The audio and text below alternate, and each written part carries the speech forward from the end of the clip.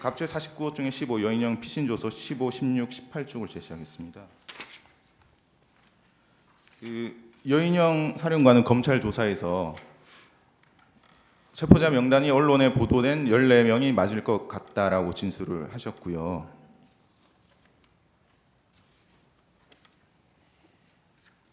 그 다음에 증인이 뭐 도와줄 것 없냐고 해서 체포자 명단을 불러주고 위치 확인을 도와달라고 했다라고 진술을 하셨습니다.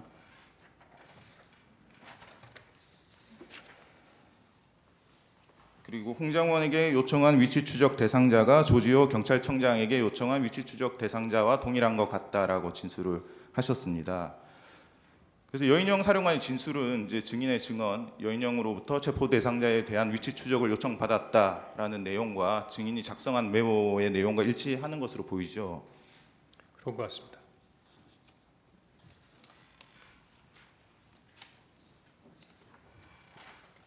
그리고 갑제 49호 중에 20 여인형 사령관 피신조서 8쪽 12쪽을 제시하겠습니다.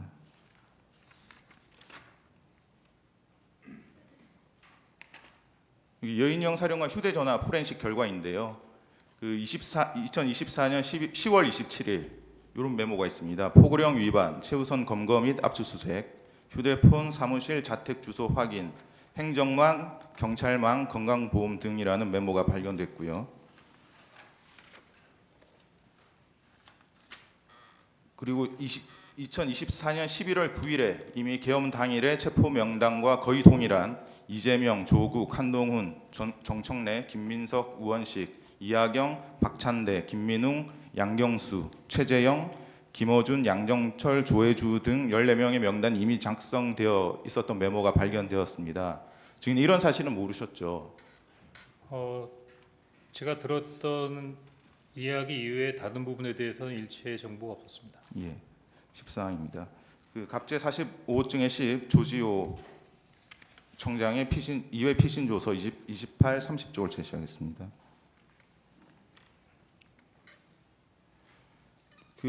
조지호 청장은 이제 여인형 사령관과 두 차례 통화를 했는데 첫 번째 통화는 22시 30분에서 22시 40분경 사이였다. 첫 번째 통화에서 안보 수사요원 100명을 지원해달라. 그리고 두 번째로 선관위 예, 우리가 들어갈 것이다라고 했고, 세 번째로 이제 메모를 좀 해달라고 하면서 사람 이름을 불러줬는데 총 15명이라고 했다. 이재명, 우원식, 박찬대, 정청래, 김명수, 권순일이라고 했고, 이제 김동현이라고 들어서 경기도지사인 줄 알았는데 누구냐고 물어보니 김동현이라고 이재명 무죄 선고한 판사라고 했다. 이 사람을 체포할 건데 위치 추적, 위치 파악을 좀 해달라고 했다. 근데 우리가 할 수 없는 일이라고 했다. 이렇게 진술을 하셨고요. 그다음 두 번째 통화에 대해서는 여인형이 급한 톤으로 짧게 얘기했는데 한동훈 추가입니다 라고 말했다고 진술을 하셨습니다. 조지호 진술 내용도 증인이 메모에 기재한 체포 명단과 거의 일치하는 것으로 보이죠. 명단을 직접 맞습니까? 읽어보지 않아서 그렇습니다만 언론에서 나온 걸로 보니까 좀 유사하다고 느꼈습니다. 예.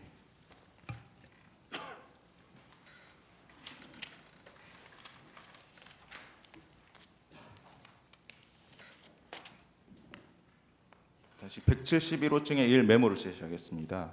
여기 이제 증인 보시면 14명, 16명이라고 기재되어 있는데 이 부분은 체포 대상자 인원수를 기재한 것인가요? 그렇습니다. 인원수를 이렇게 그러니까 체포 대상자라고 불러줬던 명단의 인원수를 예.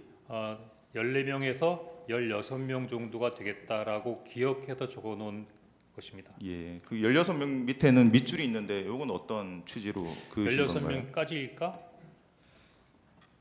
예.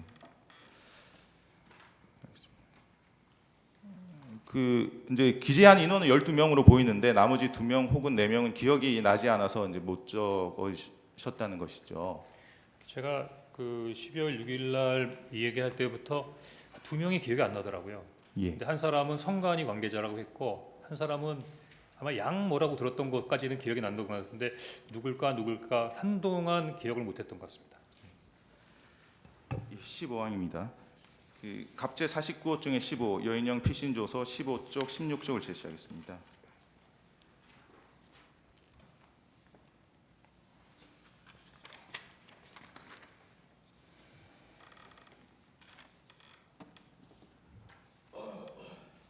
그 여인영은 검찰 조사에서 김용현으로부터 뭐 10명 정도 머릿속에 있었는데 장관님께 또 전화가 왔습니다. 이 3명부터 잡아라라고 얘기를 들었고 그 3명이 이재명, 한동훈, 우원식이었습니다. 라고 진술을 했습니다. 그리고 이제 갑제 29호 중에 시 김대우 검찰 진술조서 13쪽을 제시하겠습니다. 김대우 방첩사 수사단장도 검찰 조사에서 5개 조 정도 출동시켰을 무렵 사령관님이 연락이 와서 이재명, 우원식, 한동훈 이 3명에 집중을 하라고 했다. 그래서 이미 출동한 인원 포함해서 전 수사관에게 위 3명에 집중해서 체포하라고 했다. 이렇게 진술을 했는데 이렇게 주요 인물 3명을 먼저 체포하고 그 후에 나머지 사람을 순차적으로 체포하는 방식이 증인이 이제 메모에 기재한 1조 2조 축차 검거 방식이 맞습니까? 그건 잘 모르겠습니다.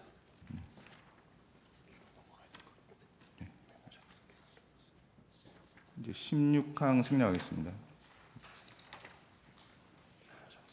18항도 생략하고요. 메모 작성 경위에 관해서 여쭤보겠습니다.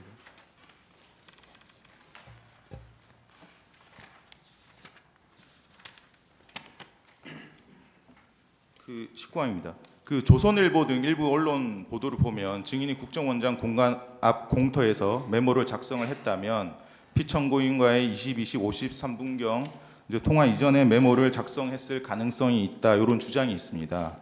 그 증인이 피청구인과 22시 53분경 통화 직전인 22시 46분경 여인형과의 통화를 한 것이 유일한데 이때 여인형으로부터 체포 명단을 들었습니까?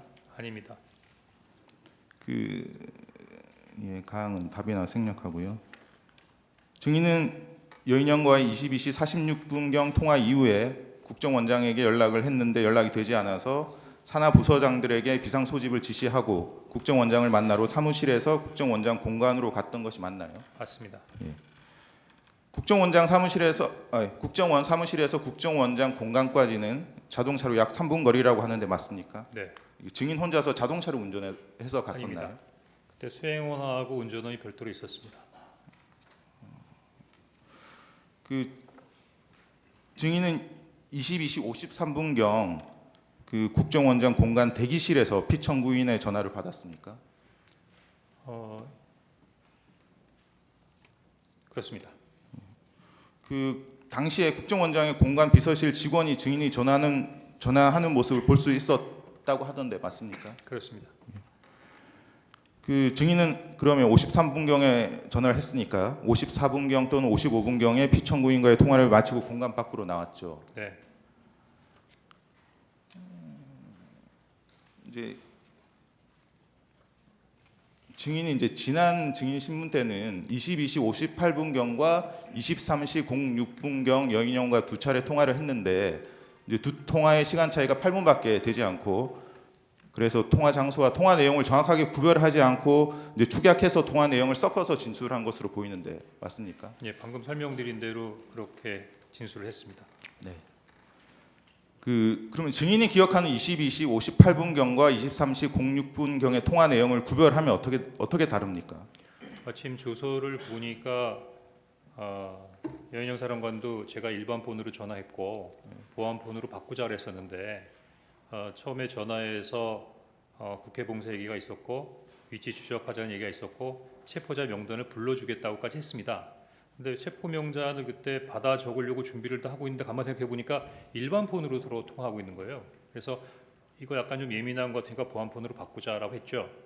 근데 보안 폰으로 바꾸고 보니까 제 보안 폰에는 차관급 이상의 국가안보 주요 간부들만 들어가 있었기 때문에 방첩사령관이 포함이 되어 있지 않았습니다. 그래서 그래도 방첩사령관한테 보안폰으로 연결하려다 보니 그건 개인이 입력할 수 있는 게 아니라 뭐 통신실이나 특별한 그 담당하는 부서에서 입력을 시켜야 되는 부분이라 보안폰으로 전화할 수가 없었습니다. 그래서 결국은 보안폰 통화를 시도하다가 보안폰 연결이 불가해서 최종적으로 다시 아까 전화했던 일반 전화로 다시 전화한 것이고요. 그래서 보안폰이 연결이 안 된다. 그래서 사람을 보내라 이렇게 된 거고 지금 바빠서 사람을 보낼 수 없다고 해서 그냥 불러주는 명단을 그때부터 받아줬게 된 거였습니다. 그러니까 22시 58분경에는 이제 네. 보안폰으로 연결까지 하려다가 안 돼서 안 됐고. 이제 사무실로 이제 복귀를 하셨고 그렇습니다. 사무실로 복귀하신 이후에 예. 23시 06분경 이제 통화를 다시 여인영 사령관과 해서 체포 명단을 들으셨다는 말씀이시죠? 예, 그렇게 기억됩니다. 예. 24망입니다. 좀 바꿔서 물어보겠습니다. 그 언론 보도 등에 따르면 증인이 이제 CCTV에 22시 58분경에 이제 본청으로 뭐 들어가는 모습이 찍혔다 이런 보도가 있는데 그 증인이 기억하는 22시 58분경의 장소는 국정원장 공간 공터라는 말씀이시죠? 그렇습니다. 그 보통 CCTV에 표시되는 시각은 보통 실제 시각과 맞지 않고 적게는 수십 초에서 많게는 수십 분까지 오차가 있을 수 있어서 반드시 시간 보정을 해야 되는데 증인이 이런 사실을 알고 있습니까? 네, 알고 있습니다.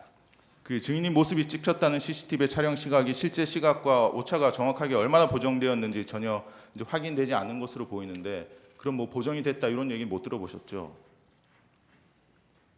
그런 얘기는 못 들어봤습니다. 예. 그리고 국정원은 CCTV 일부 정보만 선별적으로 공개하고 있고 증인이 CCTV상 언제 어디서 통화하는 모습이 찍혔는지에 대해서 전혀 밝히지 않고 있죠. 네,